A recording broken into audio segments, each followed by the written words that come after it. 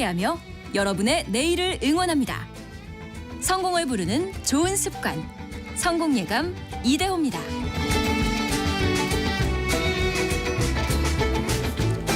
성공예감 이대호입니다. 2부의 문을 열겠습니다. 6월 4일 화요일 오전 10시 5분 지나가고 있고요. 경제상식 퀴즈 정답부터 알려드려야죠. 정답은 여권이었습니다. 여권. 이제 그 여권 발급할 때 붙는 부담금이 조금 낮아지면서 한 3,000원에서 5,000원 정도 이제 발급 비용이 낮아진다. 요걸 좀 경제상식으로 좀 알려드리려고 요 질문을 준비를 했고요. 많은 분들이 역시 여권 요 정답을 보내주시면서 여행 관련된 이야기 많이 보내주시네요. 7977님. 첫 여권을 만들어서 부모님 모시고 첫 해외여행 가는데 벌써 두근두근합니다. 라고. 얼마나 좋으실까요? 8540님도 오늘 생애 첫 여권 찾으러 갔는데 설레네요. 결혼 35주년 맞이해서 첫 해외여행을 갑니다. 축하해 주세요. 이야, 축하드립니다. 얼마나 설레실까. 그리고 많은 분들이 또 헷갈리는 것 중에 하나가 제주도 갈 때 여권이 필요하냐 안 하냐. 이거 김포공항 갔는데 막 야, 너 여권 안 갖고 왔어? 막 놀리기도 하고요. 신보선님이 얼마 전에 제주도 다녀왔는데요. 아이들이 여권 만든다고 행복해했어요. 근데 제가 제주도 갈 때는 굳이 여권 필요 없다라고 하니까 애들이 슬퍼했다고. 그렇죠, 그렇죠. 그리고 또 왜 항상 그 여권 만들 때 그 사진은 그렇게 마음에 안 드는지. 왠지 웃으면 안 된다고 해가지고 또 귀도 나오게 찍어야 된다라고 하고. 3317님이 여권 만드는 직업이시라고요? 세계 파워 2위의 자부심을 느낍니다. 그렇죠? 우리나라가 비자 없이 다닐 수 있는 그 세계 여권 파워 순위 공동 2위라고 합니다. 김정진님은 예쁜 케이스만 사다 놓고 아직 발급 못 받은 사람이라고. 여권 케이스도 예쁘게 꾸미시는 분들 많이 계시죠. 여행도 많이 다니시고 또 좋은 일도 많이 생기시길 바라겠습니다. 증시 상황 한번 볼게요. 오늘 전반적으로 코스피 코스닥은 조금 엇갈리네요. 코스피는 0.57% 내린 2667이고요. 코스닥은 0.58% 오른 849.6로 코스피 코스닥이 조금 엇갈리고 있고요. 원달러 환율은 1372원, 1372원 가리키고 있습니다. 오늘 많이 오르는 종목 보나마나, 보나마나 석유, 가스 관련된 테마주들, 무슨 철관, 무슨 석유, 무슨 유전, 무슨 에너지 이름 붙으면 오늘 20% 이상, 심지어 한국가스공사는 18% 오르고 있네요. 어저께 상한가. 한국가스공사가 그러한 흐름이 나타나고 있습니다. 최근에 엔터 기업들 주가가 참 많이 좋지 못했는데요. 약간 좀 회복한 기업도 있고 여전히 흘러내리거나 횡보하는 기업들도 있는데요. 엔터 기업들, 우리나라 차세대 성장 산업이다. 차세대 수출 산업이다. 이런 기대감이 많이 모았었는데 최근에 하이브와 어도어 미니진 대표의 갈등 사이에서 조금 더 이제 실망하는 그런 흐름들이 나타나기도 했고요. 또 반면에 중국의 한한령 해제와 같은 또 기대감도 같이 좀 올라오고 있고요. 우리는 이걸 어떻게 이해하고 어떻게 대응하면 좋을까요? 유진투자증권의 이현지 연구원에게 한번 들어보시죠. 안녕하세요. 네, 안녕하세요. 지난번에 나오셨을 때 반응이 되게 좋았습니다. 아유, 감사합니다. 또 이게 애널리스트 분들은 쓰는 용어부터 좀 어려운데 또 쉽게 재미있게 또 풀어주다 보니까. 아유, 감사합니다. 오늘도 한번.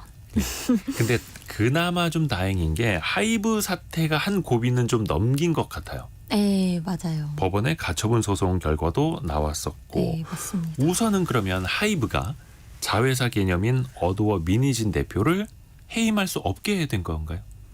우선은 그렇습니다. 지금 상황에서 이제 강제로 해임을 하려고 하면은 이제 200억 원을 배상해라라고 판결이 났기 때문에 지금으로서는 우선 해임될 가능성은 좀 낮다라고 봐야 될 것 같고요. 그렇기 때문에 사실 저번 주 금요일이죠. 5월 31일부로 이제 그 법원 판결이 또 나왔기 때문에 그때부터 그래도 하이브가 조금씩 반등을 하려고 하는 그 준비, 반등이다라고까지 아니고 반등의 준비. 본격적인 반등도 아니고 그냥 20만 원 정도 회복한. 네, 계속 빠지는 거는 어느 정도 좀 다져졌다라고 좀 보시면 되겠습니다. 그거는 미니진 대표와 하이브, 그러니까 주주 간 계약에 따라서 네. 26년 말인가요? 그때까지는 경영권을 보장을 해야 된다. 네. 만약에 그 전에 해임하려면 200억 원을 배상해야 된다. 네. 근데 그러면 이게 참 불편한 동행이 계속 되는 건지 어떻게 봐야 됩니까? 저 아무래도 이제 그런 거죠. 우리 회사에 내 편 아닌 사람 3명이랑 같이 일을 해야 되는 상황인 거예요. 지금 어도어의 이사진이 3명이 이제 하이브 측 인사로 구성이 됐고 기존에는 민희진 대표 측 측에 3명만 있었는데 그 2명이 있었는데 해임이 되고 맞습니다. 새로운 그래서 3명이 임명이 된 거죠. 네, 그래서 이제 어도어 이사가 4명이라고 한다면 그중 1명은 이제 민희진 대표일 것이고 나머지 3명이 하이브 측에서 선정 이제 그 선임을 한 선출한 거죠. 이사기 때문에 우선은 좀 불편한 동거를 하게 되는데 이제 또 이번에 2차 기자회견에서 또 먼저 화해의 손을 내밀었잖아요. 지난주에 기자회견을 한 번 더 했죠. 네, 그래서 이제 먼저 화해의 손을 내밀었기 때문에 어떻게 될지는 모르겠지만 우선 지금 상황에서는 주가의 하락 가능성은 다져졌으나 불편한 동거는 계속 될 수밖에 없다.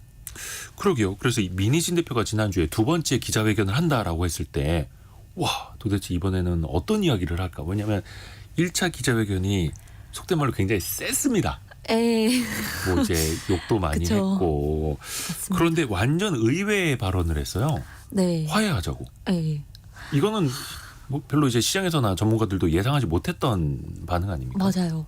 정말 놀랐던 게 이게 또 여의도 특 이런 기자회견을 하면은 분봉으로 보거든요.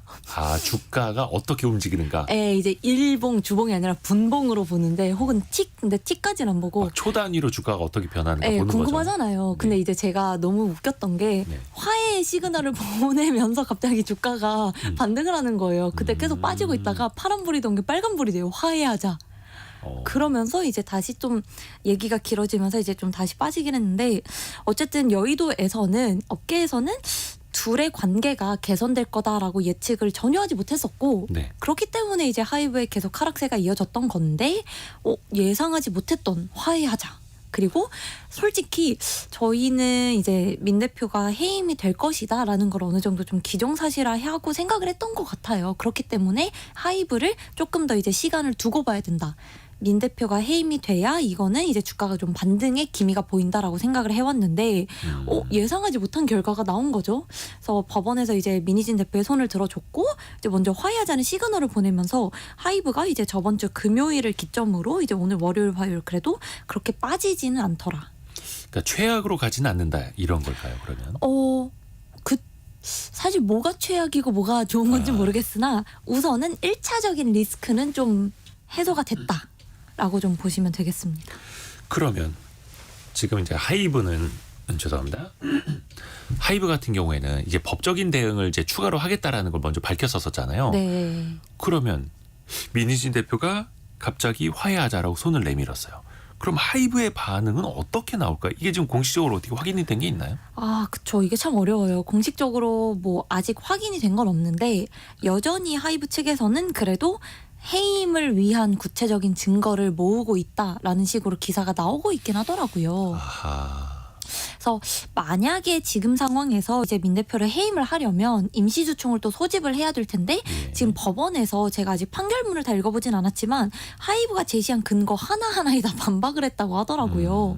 그런 걸 보면 조금 더 구체적이고 정확한 증거가 객관적인 증거가 마련이 돼야 이제 민희진 대표의 해임에 좀 더 적극적으로 임할 수 있을 거고 지금 하이브 측에서는 우선은 그래도 여전히 해임을 할 것이다라는 주장을 좀 하고 있는 걸로 판단이 됩니다. 일단 민희진 대표는 화해하자라고 했는데 하이브 측의 공식적인 반응은 나오질 않았고 기존의 입장이 그대로라면 여전히 이제 법적 대응을 이어갈 것 같고 맞습니다. 이건 이제 현재 버전이고 네. 앞으로 어떻게 달라질지는 좀 더 봐야 그렇습니다. 되겠고요. 근데 이번에 기존의 멀티 레이블 체제가 어떻게 보면 이제 다수의 자회사 그래서 공장으로 따지면 이제 생산 라인을 여러 개 갖고 있는 그쵸. 엔터 기업이 훨씬 더 이제 성장이라든지 매출 측면에서 유리하다 이런 평가를 받았었는데 이번에 어도어 사태가 이제 한번 깔리면서 이 과연 멀티 레이블이라는 게 괜찮은 거냐? 이게 과연 그쵸. 관리 가능한 제도인가? 이런 의문들을 좀 사기 시작했어요. 굉장히 많이 들었습니다. 멀티 레이블이 과연 정말 이게 좋은 제도이냐? 근데 저는 멀티레이블이라는 체제 자체에 대해서는 굉장히 긍정적이다라고 생각을 합니다. 그 체제 자체는 네, 지금 이제 하이브에서 문제가 됐었던 운영 방식은 각각의 독자적인 독립성을 존중을 해주긴 하는데 이거 이제 최종 결정권자가 하이브의 이제 방시혁 의장이었단 말이죠. 네. 아무래도 팔이 안으로 굽을 수밖에 없기 때문에 본인이 좀 더 키우고 본인이 이제 연습생까지 좀 더 준비를 기울였던 심혈을 기울였던 그룹에 관심을 갈 수밖에 없겠죠. 아무래도. 근데 멀티레이블 체제가 잘못되지 않았다라고 보는 이유는 SM이랑 JYP의 사례에서 좀 찾아볼 수 있습니다. 네. 사실 하이브를 제외한 엔터 3사 중에서 여기서 3사라고 하면 SM, JYP, YG 3사 중에서 JYP가 항상 프리미엄을 받아왔어요. 주식시장에서. 네. 이유가 물론 이제 실적을 잘 내는 것도 있는데 실적을 잘 내는 거의 배경에는 본부 체제가 있었거든요. 본부. 네, 그래서 이제 5개의 본부 체제로 운영이 되는데 SM이나 YG 같은 경우는 의사 결정을 한 명이에요. 그 밑에 너무 많은 생산 라인이 있는데 이제 저는 과자를 좋아하기 때문에 너무 많은 과자가 있어요. 근데 이 과자들을 각각의 생산 라인에서 생산을 해야지 빨리 나올 텐데 네네네. 한 명이 제가 나는 포카칩 좋아하니까 포카칩 먼저 돌려 이런 식으로 하면 저 뒤에 있는 뭐 오리온에 또 무슨 과자가 있는지 모르겠는데 맞아요. 다른 과자들은 뭐 또 초코송 이런 기다려야 거는 되는. 기다려야 된단 말이에요. SM과 YG가 그런 식으로 아하. 한 명의 의사결정자에 의해서 운영이 됐기 때문에 아티스트 컴백 주기가 굉장히 느렸어요. 근데 JYP가 프리미엄을 받았던 이유는 본부 체제로 하기 때문에 의사결정이 빠르고 본부에서 하기 때문에 한 분기에 활동할 수 있는 아티스트가 2팀, 3팀 이렇게 됐던 거죠. 그러니까 당연히 실적이 따박따박 잘 나오고. 근데 이게 SM이 이제 작년부터 카카오가 최대 주주가 되면서부터 멀티 제작 센터라고 하는 걸 도입을 했습니다. 네. 이것도 이제 하나의 뭐 본부 시스템 같은 건데 5개의 이제 멀티 시스템을 구축을 해놓고 각각의 이 멀티 제작 센터에서 가수들의 활동을 주관을 하고 있어요. 그래서 SM 올해만 보시더라도 뭔가 가수들의 컴백 주기가 좀 빨라진 것 같다라는 느낌을 받으실 거예요. 그러니까 병목 현상이 없다는 거죠. 그렇죠. 의사결정이 빨라졌어요. 이게 멀티 레이블, 멀티 제작센터의 장점이거든요. 가수들의 공백 기간이 짧아지고 활동이 많아지니까 회사가 좀 더 건강한 실적을 낼 수 있다.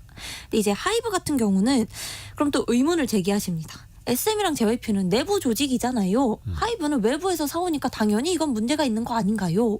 근데 사실 외부에서 사오는 게 문제가 되는 건 아닌데 이게 멀티 레이블 자체가 문제는 아니지만 하이브에서 기존에 운영하던 방식 한 명의 결정권자가 이 레이블의 우선순위를 결정하는 이런 방식은 고쳐야 한다.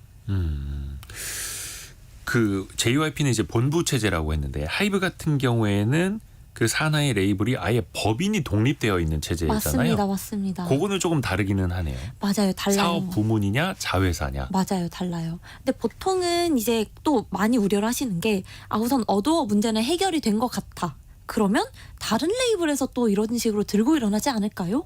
나도 지분 더 달라. 네. 내가 키운 저 그룹도 잘 됐는데 나는 왜 그쵸? 지분 안 주냐? 막 이렇게. 나도 이제 독립 레이블을 빼내고 싶잖아요. 그런 우려는 없나라고 많이들 물어보시는데 네. 뭐 가능성이 아예 모든 일에 100%라고 하기는 어려우니까 아예 없다라고 보긴 어렵지만 그러기 힘든 게 사실 이번에 이 사건의 발단도 배임은 아니지만 배신은 맞다고 법원에서 인정한 것도 배임은 아니지만 그러니까 어떤 실행을 하이브에 안 대한 했을 배신, 뿐. 그쵸, 예. 그쵸. 어쨌든 모의를 한 건 맞다라고 인정을 했단 말이에요. 이제 민희진 대표가 어도어를 본인의 독립 레이블로 빼내려고 했던 그거 자체는 인정을 한다. 정황까지만. 그쵸. 하지만 실행을 구체적으로 하지 않았기 때문에 업무상 배임은 아니다라고 인정을 했기 때문에 네. 이게 다른 레이블도 비슷한 식으로 할 수는 있어요. 하지만 하이브가 지금 밑에 레이블들의 최대 주주예요. 보통 80에서 75% 정도의 지분을 가지고 있기 그쵸. 때문에 현실적으로 이걸 가지고 뭔가 독립 레이블을 세운다. 이거는 좀 불가능합니다. 그래서 이런 문제가 또 나올 수는 있겠으나 이미 이제 어도어 사태로 너무 하이브도 지쳤고 다른 레이블도 힘들단 말이에요. 그러면 그래서 차라리 그러니까 하이브처럼 독립 법인 자회사라고 두는 것보다 JYP처럼 그냥 그 하나의 법인 안에 본부 체제로 두는 게 그러면 마찰 가능성은 조금 더 낮을 수 있을까요? 낮을 수도 있는데 예. 또 외부에서 사오는 게 또 무한정 안 좋은 건 아닌 게 뭐냐면요. 안에 있으면 이제 안에서 본부 체제로 하면은 내부 인력이 하는 거기 때문에 물론 좋기도 하지만 외부에서 사오면 내가 하지 못하는 음악적 장르를 추가할 수 있단 말이에요. M&A를 통해서 더 그쵸? 확장할 수 있는. 그쵸. 그래서 하이브 같은 경우도 사실 이제 지금은 좀 안타깝지만 뭐 이타카 홀딩스라든지 그 아니면은 미국의 큰 그쵸. 연예기획사를 인수했었죠. 예, 뭐 저스틴 비버랑 아리아나 그란데가 있는 이제 1조 가량에 주고 사서 조금 슬프긴 한데 1조 원. 예, 21년 4월에 1조를 주고 샀습니다. 근데 뭐- 거기는 아직 적자. 그렇게까지 실적을 내지는 못하고 있어요. 왜냐하면 이제 소속 가수들이 미국 같은 경우는 보통 공연으로 돈을 벌거든요. 예. 근데 이제 저스틴 비버가 작년에 또 아팠고 어. 이제 아리아나 그란데 같은 경우는 자기는 방송 중심으로 하겠다. 음악은 좀 쉬겠다 해서 올해 정규 앨범을 냈거든요. 아하. 그러니까 그동안 활동을 쉬었기 때문에 이제 상대적으로 돈을 벌진 못했고 그래서 이제 하이브 같은 경우는 이것만 있는 건 아니고요. 뭐 QC 미디어라고 하는 힙합 레이블 그리고 이제 빅머신 레이블이라고 하는 컨트리 레이블 이런 것들을 또 샀어요. 이런 이래저래 그래서 외부 레이블을 사오는 게 다양한 장르적 다양성을 추구한다라는 측면에서는 긍정적이기 때문에 또 무한정 안 좋다라고 보긴 또 어렵습니다. 아하. 그리고 또 하나 그 민희진 대표 그 첫 번째 기자회견 때 많이 폭로 아닌 폭로가 됐죠. 에이. 우리나라 엔터 산업에 어떻게 보면은 민낯을 좀 드러냈는데 네. 포토카드, 이 랜덤 장사, 그리고 아, 음반 밀어내기, 그리고 팬사인회 참가를 위한 과소비를 좀 조장시키는 문제, 그쵸. 이런 거를 이제 과도한 상술로 비유를 했단 말이죠. 그쵸. 어떻습니까? 그 이후에. 이제 그쵸 그런 상황이 있었습니다. 그래서 사실 지난 4년 동안 2020년부터 20, 21, 22, 23 지난 4년 동안 한국에서 앨범이 폭발적으로 성장한 배경도 사실 이런 식으로 이제 앨범의 밀어내기 효과 혹은 팬사인회를 위한 앨범 이제 막 찍어내고 하는 그 너무 좀 와닿았던 게 아마 2번 2차 기자회견에서 민희진 대표가 이제 소비자들을 뭐에 홀려서 이제 미친 소비자들이 이런 거 홀려서 사준다. 이제 저도 미친 소비자 중 한 명이었기 때문에 표현이 좀 격했습니다. 격했습니다. 근데 이제 그렇게 표현할 수밖에 없는 게 너무 무지막지하게 앨범을 사왔던 거예요. 기존에는 솔직히. 팬들이 10장, 20장씩 그쵸. 저만 하더라도 이제 성공한 덕후. 예. 이제 진짜 저 일을 많이 열심히 돈을 벌어야 되는 게 이제 그쪽으로 돈을 많이 썼기 때문에 그래서 실제로 이런 현상이 있었고요. 예. 많이 좀 개선을 하려고는 하긴 합니다. 그래서 올해 1월 달에 생각해 보시면 JYP 주가가 많이 빠졌던 게 네. 엠믹스 있지라는 가수가 생각보다 초동 판매가 너무 안 잡혔어요. 그 이유가 초동 판매라고 하면은 앨범의 앨범이? 선주문 개념. 그쵸 이제 선주문으로 잡은 물량 중에서 일주일 동안 실제로 팔린 물량. 그래서 초동 판매가 보통 이 팬덤의 화력을 좀 나타내는 그런 지표로 사용이 되는데 팬들의 화력이라고 합니까? 그래서 이제 많이 사는 거예요. 얘들아 우리 뭉쳐라. 가수가 그쵸 우리 오빠들 밀리면 안 된다. 밀리면 안 돼. 전작보다 밀리면 안 된다. 그래서 많이 사주는 그런 문화가 좀 이상한 문화가 있죠. 네. 일본에서 온 문화입니다. 근데 이런 거를 이제 있지랑 엠믹스라는 가수가 생각보다 초동이 안 나왔던 게 JYP에서 우리는 정상화해서 하겠다. 이런 밀어내기 같은 거 안 하고 그냥 정말 찐으로 그때 찍힌 물량만 초동으로 잡겠다라고 해서 생각보다 많이 안 팔렸어요. 막 엠믹스 뭐 있지는 이제 30만 장 팔리고 이렇게 팔릴 그룹이 아닌데 엠믹스 50만 장 팔리고 그래서 이런 관행들을 좀 많이 개선하려고 하고는 있긴 합니다만 그래도 아직까지는 조금 앨범에 대해서는 시장에서 한 번에 줄이긴 좀 어려운 상황인 것 같습니다. 그렇죠. 근데 여기서 또 매출이 빠져버리면 엔터사들은 그쵸. 또 큰 타격이 오는 그쵸? 거라서 그렇습니다. 이 상수를 또 안 할 다른 수도 없는 식으로 거고. 해야 되겠죠. 그렇죠. 그래서 거부감도 키우지 않고 다른 쪽으로 매출도 다시 또 올려야 되겠고 네. 그게 어려운 거죠. 그게 어렵죠. 그래서 결국은 이제 앨범에 대한 것보다는 또 미국식으로 공연에 대한 수익도 또 키워야 될 테고요. 맞습니다. 그게 중요해요. 공연이 사실 이게 이제 실제 엔터사가 받는 매출은 좀 다른데요. 이제 개런티 베이스로 받기 때문에 실제 발생하는 매출과 엔터사들이 인식하는 매출 기준이 좀 달라요. 근데 공연이 생각보다 돈이 되는 게요. 쉽게 생각해 보면 앨범을 그냥 계산하기 쉽게 10,000원이라고 잡아볼게요. 네. 10,000원인데 100만 장을 팔아야 100억의 매출을 벌어들인단 말이에요. 근데 공연은 요새 되게 비싸거든요, 티켓이. 뭐 10몇만 원은 기본이 있는데. 너무 비싸요. 예. 막 기본이 15만 원이고 조금 비싼 자리 가려면 막 18, 9만 원 간단 말이에요. 너무 비싸요. 근데 공연 티켓 잡는 것도 어렵거든요. 돈 있어도 못 산다는 거죠. 네, 물론 돈도 없지만.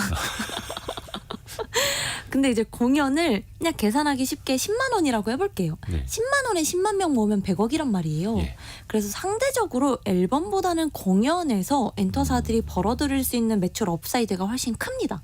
10만 명 생각해 보시면 일본에 도쿄돔 있잖아요. 네. 도쿄돔이 이제 공연장 중에서 좀 큰 규모의 공연장인데 회당 5만 명이 들어가요. 와. 굉장히 많이 가죠. 2번 하면 10만 명. 그쵸. 근데 이제 가수들이 요새 100만 장 팔기 쉽지 않거든요. 아. 이번에 뉴진스만 하더라도 초동 일주일 동안 실제로 판매된 앨범 판매량이 100만 장이 채 안 돼요.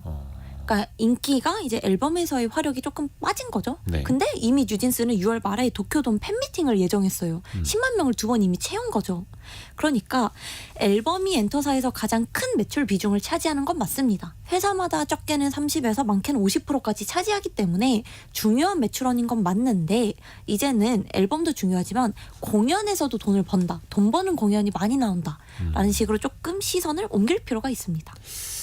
앨범 100만 장이냐 도쿄돔 공연 10만 2번이냐 네, 그쵸. 그게 똑같다라는 거죠. 그쵸. 앨범 100만 장이면 어마어마한데 도쿄돔 2번 하는 거는 사실 좀 어느 정도 인기가 있으면 이제 채울 수가 있겠고요. 그쵸.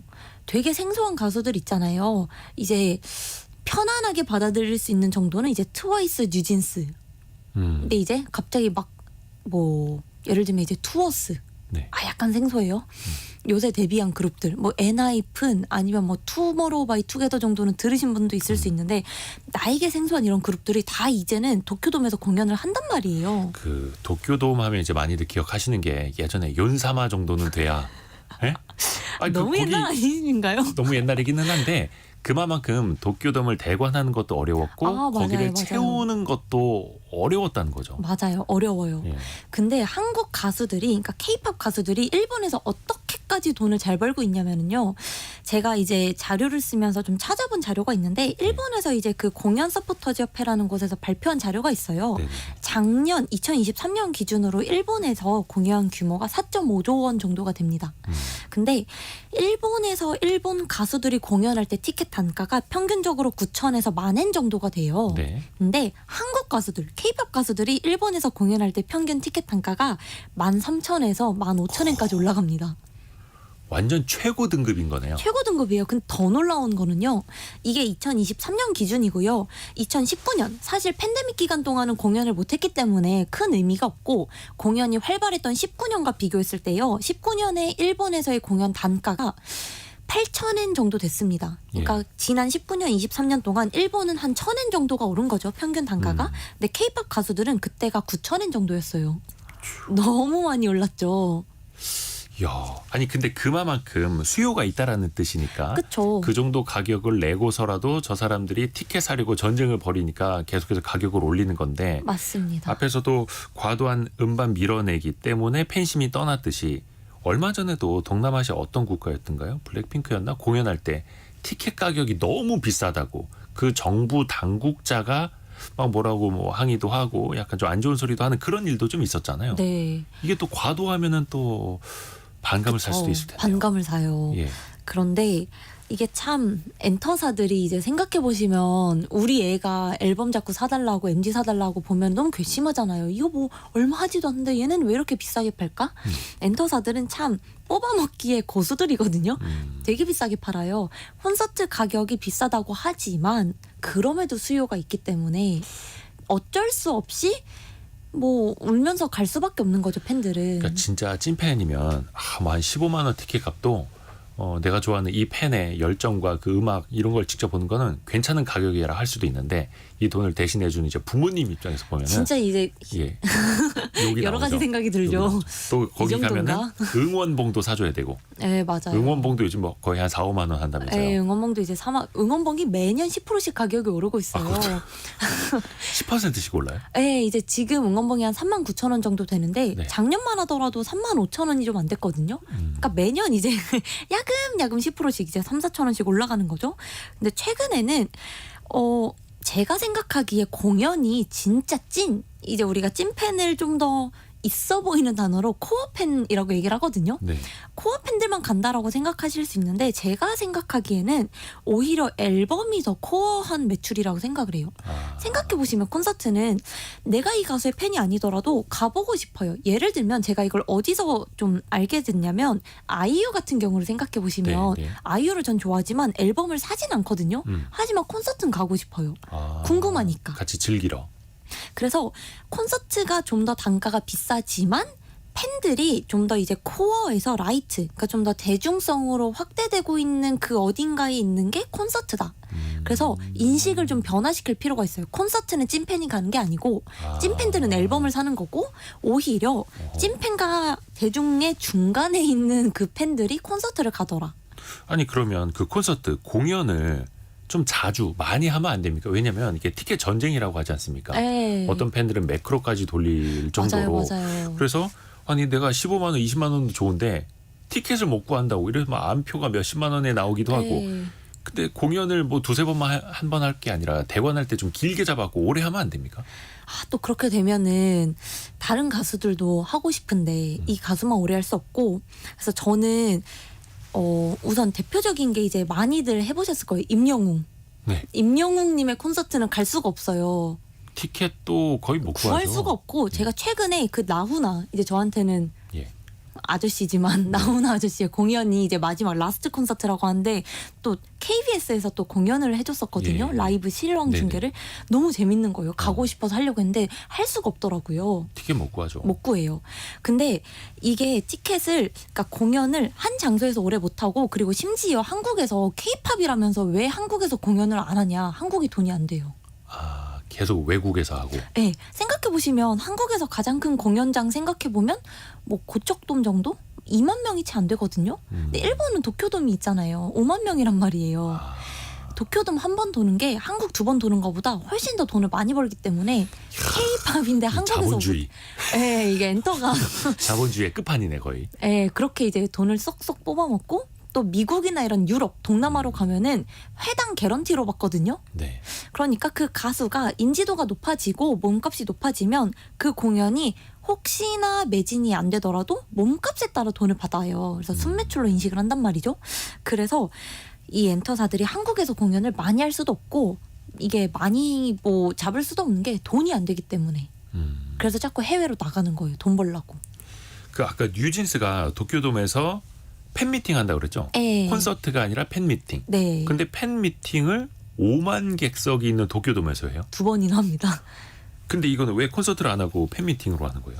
이게 참 콘서트 뭐가 복잡해요. 근데 그냥 쉽게 생각하시면 콘서트랑 팬미팅이랑 보통 한 3시간 정도 하는 건 비슷하거든요. 팬미팅도 3시간이나 해요? 뭐 짧게 하면 2시간, 길게 하면 3시간이에요. 오. 비슷해요. 그러면 뭐가 다르냐? 네. 콘서트는 3시간 동안 노래를 많이 불러요. 노래의 비중이 많아요.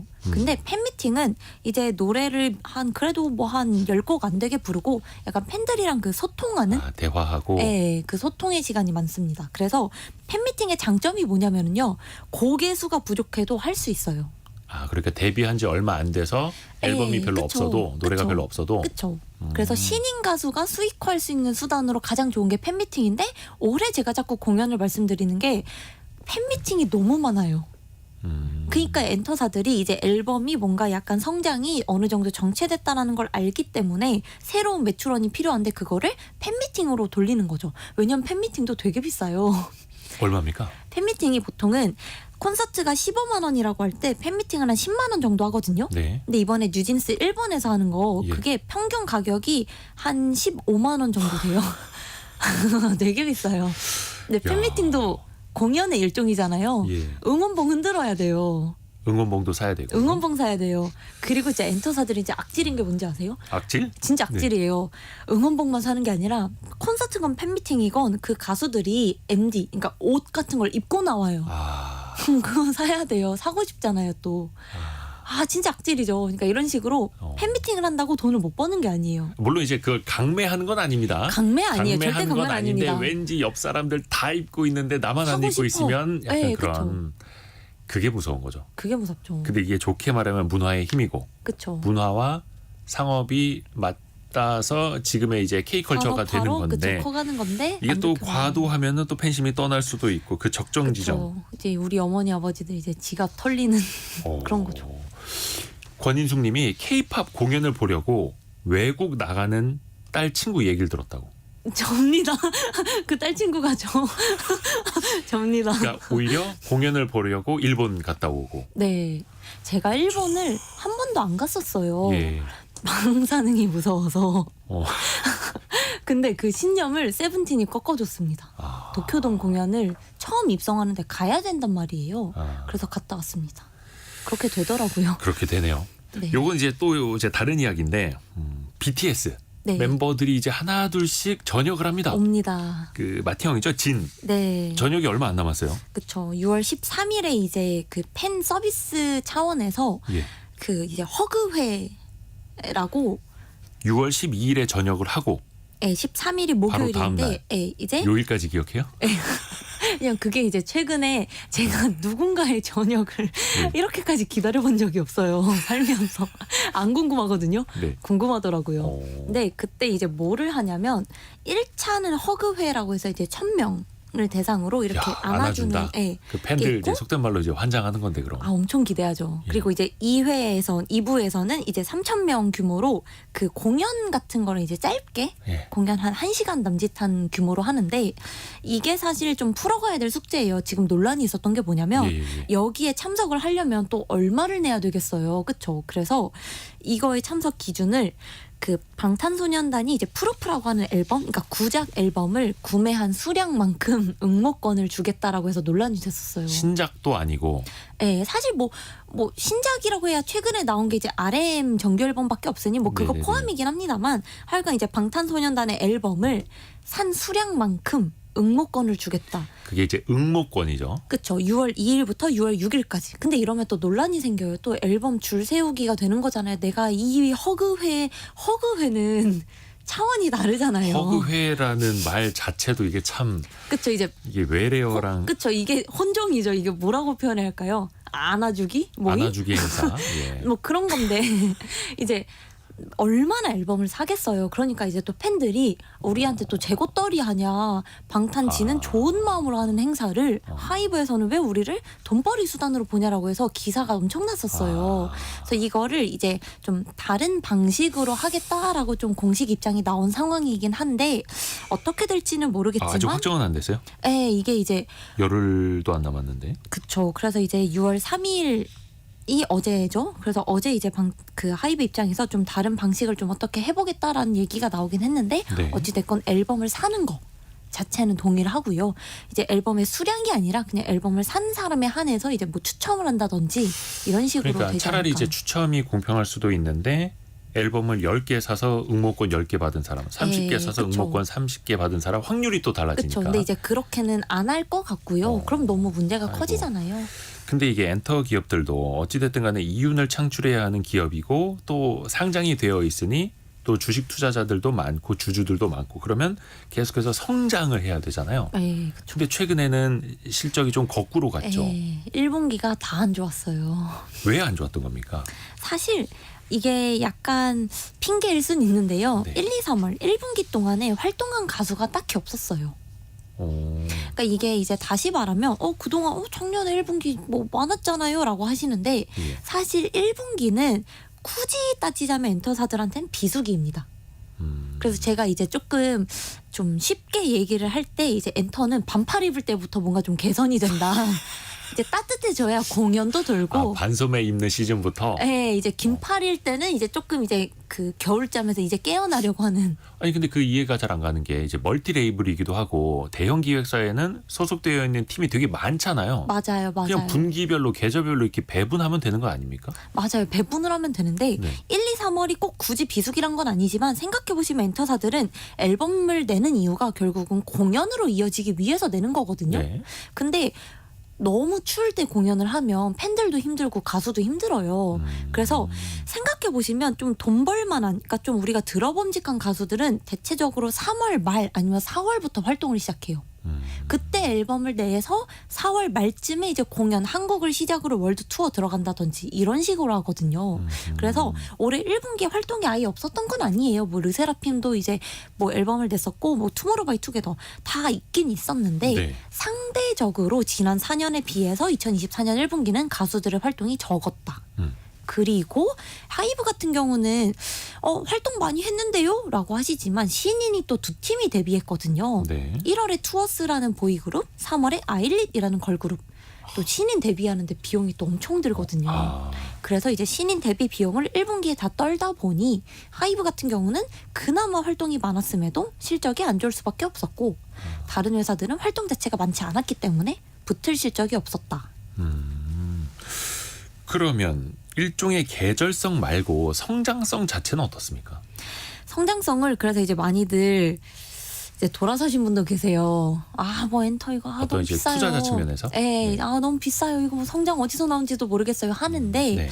이게 놀랍게도요. 우리가 그렇게 좋아하는 앨범만 놓고 보면은 23년에 연간으로 1억 1천만 장 팔았거든요. 앨범만. 근데 23년 1월부터 4월까지 정말 많은 가수들이 활동했어요. 네. 그때 누적으로 판매된 앨범이 3,300만 장 정도 돼요. 네. 근데 올해 1월부터 4월까지 봤을 때 누적 앨범이 한 3,100만 장 팔렸어요. 생각보다 앨범이 엄청 꺾이진 않았단 말이에요. 그게 많이 안 꺾인 편인 거예요? 그 정도면? 그쵸. 왜냐면 작년에 1억 1천만 장을 팔던 그 시기와 지금은 앨범이 현저하게 분위기가 달라졌음에도 불구하고 누적으로 4월까지 판매량이 그렇게까지 차이가 안 난다는 거는 앨범이 정체된 건 맞지만 엄청나게 또 꺾인 건 아니에요. 한 예시로 에스파 있잖아요. 최근에 네네네. 컴백을 했는데 네. 이번에 초동 일주일 동안 판매된 물량이 115만 장이거든요. 예. 전작 23년 11월에 냈던 앨범이 113만 장 팔렸어요. 초동으로. 오히려 그때보다 늘었단 말이에요. 네네네. 그러니까 이게 앨범이 꺾였다고 하지만 생각보다 그렇게 또 꺾인 건 아니에요. 그래서 성장성 자체가 그렇게 꺾인 건 아니면서 공연, 팬미팅, 콘서트, MD 이런 쪽에서 많이 성장을 하고 있는데 아직까지 우리가 실적으로 확인을 못했기 때문에 체감을 못하는 거죠. 이번에 에스파 나오면서 이제 깜짝 놀란 게 CD 플레이어까지 이제는 상품화를 그쵸. 하더라고요. 그쵸. 그래서 사실 제 젊은 친구들이 CD는 사는데 CD 플레이어는 없는 경우. 그쵸. 못 듣죠. 들을 데가 없어요. 요즘에 자동차에도 CD 플레이어가 없어가지고. 컴퓨터에도 없어요 이제. 그러네. CD-롬. 네. CD-롬이 없네. 옛날에 그래서 이거 오히려 넣었는데 그쵸. 에스파가 나오면서 자기네가 또 디자인까지 해가지고 같이 파는 네. 이런 것도 어떻게 보면 이제 새로운 그쵸. 발상의 성장 동력이 전환인 되는 거죠. 거네. 그쵸. 그래서 이게 비싸요. 14만 5천 원이거든요. CD 플레이어가. 네, CD 플레이어 포함된 가격. 아, 인데 놀랍게도 이게 지금 이제 3차까지 물량 발주를 했는데 3만 장 정도 찍었거든요. 예. 저 생각보다 많이 찍었어요. 저는 해봐야 한 1,000장, 2,000장 했을 거라 생각했는데 3만 장이 다 완판됐습니다. CD 플레이어가 포함된 14만 5천 짜리 원짜리가 앨범을 3만 장을 찍어냈는데 그게 다 풀렸고 다 판매가 됐고 사실 저도 사고 싶었거든요. 근데 이게 살 수가 없더라고요. 그것도 돈 있어서도 못 삽니까? 이것도 티켓팅이에요. 아. 5월 24일 금요일에 그러니까 실질적인 앨범이 27일 월요일에 나왔고 24일에 이제 딱 풀렸는데 네. 제가 손이 늦었는지 살 수가 없더라고요. 이미 솔드아웃 돼서. 어떻게 더 찍는답니까? 더 근데 찍는- 그게 시장성을 본 거잖아요. 그쵸. 한 번 기존에 해봤는데 이제 응원봉까지는 이제 팔아봤는데 그쵸. CD 플레이어까지 엔터 회사가 판다. 그쵸. 그러니까 이게 어떻게 보면은 그 Y2K 트렌드가 계속 이어지고 있는 거고 솔직히 저희한테는 익숙하잖아요. 근데 이제 요즘 세대들한테는 신기한 문물이 생겼으니까 사보는데 이게 시장성이 있구나. 해서 좀 다양한 방식으로 기존의 응원봉만 아니라 다양한 방식으로 MD 같은 걸 좀 찍어내고 있는 그런 상황입니다. 그리고 또 기존에는 그 젊은 친구들이 CD를 안 들었던 게 싱글 앨범이라고 해봐야 몇 곡 안 들어있잖아요. 맞아요. 그 CD 플레이어 돌려봐야 요즘 노래 하나 뭐 2분 30초 막 3분도 안 맞아요, 되는데 맞아요. 세 곡 네 곡 들어도 한 10분? 근데 이번에 에스파는 거의 한 10곡이 들어있더라고요. 맞아요. 정규 앨범이기 때문에 또 길게 들어라 그렇죠. 그렇죠. 하고 또 진짜 넣어주는 게 있죠. 예전 가수들처럼 한번 컴백하면 8곡 10곡이 들어있어서 1번부터 옛날 이제 테이프 뒤집어 가면서 A면 B면 듣는 이런 그쵸. 이걸 돌돌돌 돌려가지고 이렇게 탁탁탁. 그렇게 하면 이제 이런 CD 플레이어까지도 수요가 또 생길 수 있는 네, 거고요. 그렇습니다. 그리고 좀 화제를 바꿔서 네. 얼마 전에 이제 한중 정상회담도 있었습니다. 아, 그렇죠. 그리고 문화 관광 분야 뭐 FTA도 더 확대를 하자라는 이야기가 나왔습니다. 네. 물론 이게 중국에서는 공식적으로 한한령이다라고 하지는 않습니다만 네, 맞습니다. 사실상 한한령이 해제되느냐 이건 또 수년째 그렇죠. 이야기하고 있거든요. 그렇죠. 어떻습니까? 중국 쪽에서 어떤 좀 기대할 수 있는 성장 포인트가 있을까요? 사실 미디어나 엔터나 중국 관련된 기사가 긍정적인 기사가 나오잖아요. 그럼 무조건 튀어요. 그동안 너무 오랜 기간 닫혀 있었거든요. 네네네. 엔터만 놓고 보더라도 지난 2017년부터 이제 본격적으로 재개가 됐죠. 한한령이 이제 발효가 됐는데 한한령이 재개된 이후부터 엔터사들의 중국 매출 비중이 5%도 안 됐어요. 네. 그러니까 거의 중국은 매출이 없었던 거죠. 근데 한한령 이전 2015년 막 16년 이때를 보시면 그래도 전체 엔터사에서의 중국 비중이 15에서 20%까지 갔단 말이에요. 물론 그때는 미국의 비중이 적었기 때문에 가능했지만 그래서 중국이 열리면 없었던 매출이 붙기 때문에 무조건 긍정적입니다. 근데 이제 문제는 저는 그렇게 생각해요. 한한령이 해제가 될 수는 있겠습니다만 네. 한국 문화가 공식적으로 중국에 흘러가기까지는 조금 더 시간이 필요하지 않을까. 왜냐하면 네. 중국에서 어떻게 한국 문화를 원천 차단을 했는데 갑자기 하루아침에 이거를 전면 개방하기는 쉽지는 않을 것 같아요. 네. 그래서 제가 생각하기에는 엔터에서는 각 그룹마다 중국인 멤버가 껴있는 그룹의 공연 정도는 일회성으로 허용할 수는 있을 것 같고 네. 그렇게 되면은 이제 중국인의 비중이 높은 엔터사가 좀 더 칠 수 있겠죠. 주가상으로는. 아하. 혹은 미디어, 드라마 제작사 같은 경우에는 한류 배우가 있는 드라마가 신작이 중국에 동시 방영될 경우. 중국에서 인기 높은 배우. 네, 그렇죠. 그래서 이게 기대감은 모든 엔터사 드라마 제작사들에 있겠으나 실질적으로 문호가 개방이 된다면 중국 비중이 좀 높을 만한 그런 회사들 중심으로 좀 움직이지 않을까 그렇게 봅니다. 임화빈님이 연구원이라서일까요? 너무 능수능란하네요. 네. 제가 강조 많이 해드립니다만 이제 성공한 덕후, 성덕, 애널리스트로도 잘 나가고 그 리포트도 쓰면서 콘서트를 다닐 수 있는 정말 몇 안 되는 직업 만족도가 성덕입니다. 아주 높습니다. 유진투자증권의 이현지 연구원 함께했습니다. 고맙습니다. 감사합니다. 라디오 정보센터 다녀옵니다. 남북 간 적대 행위를 금지하는 내용의 9.19 군사합의 전체의 효력을 정지하는 안건이 국무회의에서 의결됐습니다. 앞서 북한은 지난해 11월 합의 전면 파기를 선언했습니다. 지난달 소비자 물가 지수가 1년 전보다 2.7% 상승하며 두 달 연속 2%대를 기록했습니다. 품목별로 보면 사과는 80.4% 올랐고 배의 경우 126.3% 올라 역대 최대 상승률을 보였습니다. 정부는 이번 달 종료 예정인 바나나 등 과일 28종에 대한 할당 관세를 하반기까지 연장하고 무 등 채소 4종에도 할당 관세를 신규 적용하거나 연장하기로 했습니다. 국제유가가 3% 넘게 급락하며 4개월 만에 최저 수준으로 떨어졌습니다. 현지 시간 3일 ICE 선물거래소에서 8월 인도분 브렌트유 선물 종가는 배럴당 78달러 36센트를 기록했습니다. 지금까지 라디오 정보센터 뉴스 정한나였습니다. 애프터 서비스 시간 유혜진 리포터와 함께합니다. 안녕하세요. 네, 안녕하세요. 어떤 질문 들어왔나요? 네, 어제 퀴즈 정답이 풍선이었는데요.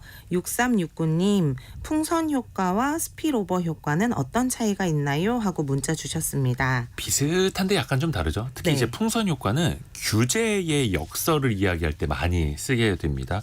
한쪽을 단속을 하면 한쪽으로 사람들이 빠져나가는. 이제 네. 미국에서 한쪽 지역에서 마약 단속을 강하게 하니까 마약 단속이 약한 지역에서 마약 사범이 늘더라. 또 이런 이야기도 있고요.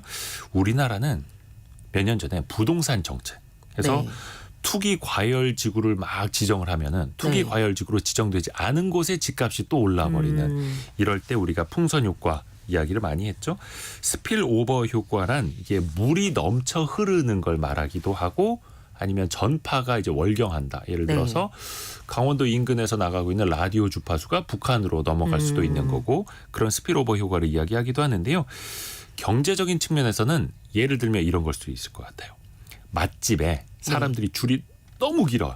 한 2시간을 기다려야 밥을 먹을 수 있어. 근데 그 옆에 있는 식당에 줄이 짧아. 그러면 사람들이 그 옆집으로 갈 수도 있겠죠. 네. 그래서 맛집 주변에 다른 식당이 조금 더 덕을 볼 수도 있는 이것도 일종의 스피로버 효과일 수도 있겠네요. 다음 질문은요. 네, 서명옥님, 손님들이 카드 결제 후 돈이 바로 입금되는 게 아니라 배달 플랫폼에서 며칠 있다가 정산이 되는데 그럼 플랫폼 업체는 며칠간 이자도 챙기는 게 아닌가요? 하고 질문을 주셨는데요. 현재 배달 앱에서 결제 후 전자지급 결제 대행사 또는 간편 결제사로부터 자금이 모두 회수된 후 정산이 되는데 영업일 기준 3에서 5일 정도가 소요되고 있습니다. 현금이 머무는 기간 동안 이자가 생길 수는 있겠으나 이는 업체 입장에서는 원활하게 업무 처리를 하기 위해 어쩔 수 없는 부분으로 보이고요. 최근에 한 은행에서 출시한 배달앱의 경우에는 매출을 실시간으로 입금해주는 서비스를 제공하고 있다고 합니다. 그런데 이것은 은행과 연계가 돼 있기 때문에 가능한 것이라고 합니다. 그러니까 그 업체들의 이제 회계상 미지급금 보면은 또 얼마나 돈을 안 주고 있는지도 볼 수 있고 그래서 그 기간을 과거에는 뭐 한 달, 2달 이렇게 가져간 적도 있었거든요. 네. 그런데 이런 걸 또 이제 공정위 비롯한 정부 당국에서 또 들여다보기도 하는 거고요. 다음 질문은요. 네, 어제 슬기로운 법률 생활 시간에 기술 유출과 관련된 법들 알아봤는데요. 9281님, 경업 금지와 겸업 금지 말은 비슷해 보이는데 어떤 차이가 있나요? 하고 문자 주셨습니다. 받침 하나 차이네요. 네. 경업 금지, 겸업 금지.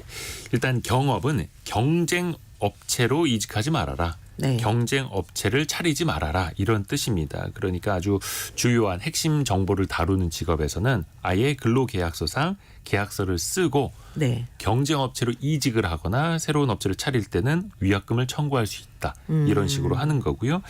겸업 금지는 겸직을 하지 말아라. 그러니까 회사 다니면서 투잡 뛰지 말아라 이런 네. 뜻입니다. 근데 이게 또 과도하게 직업 선택의 자유를 제한하면 네. 그 계약 자체가 무효일 수 있다 이런 판례도 있다 하고요. 다만 법적으로 아예 겸직이 금지된 곳이 있죠. 바로 공무원입니다. 네. 국가 공무원은 법적으로 겸직 그러니까 겸업이 금지되어 있습니다.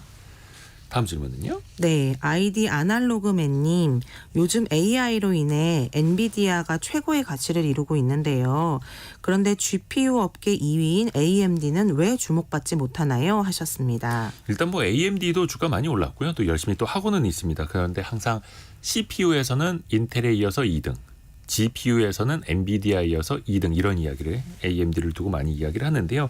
일단 엔비디아가 워낙 압도적입니다. 엔비디아의 예전에는 그래픽 카드라고 불렀던 지금 이제 GPU라고 부르는 AI 딥러닝에 특화된 기술이 있고 그 성능이 압도적입니다. 특히 딥러닝 학습을 시키고 그것도 이제 추론까지 하는 데서 엔비디아의 GPU 기술력이 앞서가고 있고 근데 또 중요한 건 이거더라고요.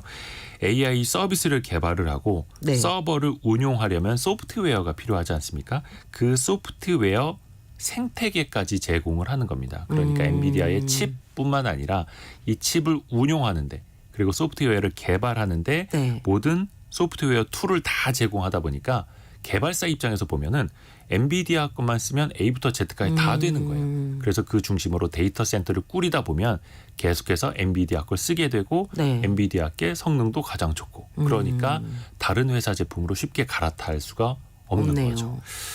오늘 애프터 서비스 유혜진 리포터 함께했습니다. 고맙습니다. 감사합니다. 자, 6월 4일 화요일에 함께한 성공예감 이대호입니다. 모두 마치고요. 내일 아침 9시 5분에 또 찾아뵙겠습니다. 성공예감은 오늘도 여러분을 응원합니다.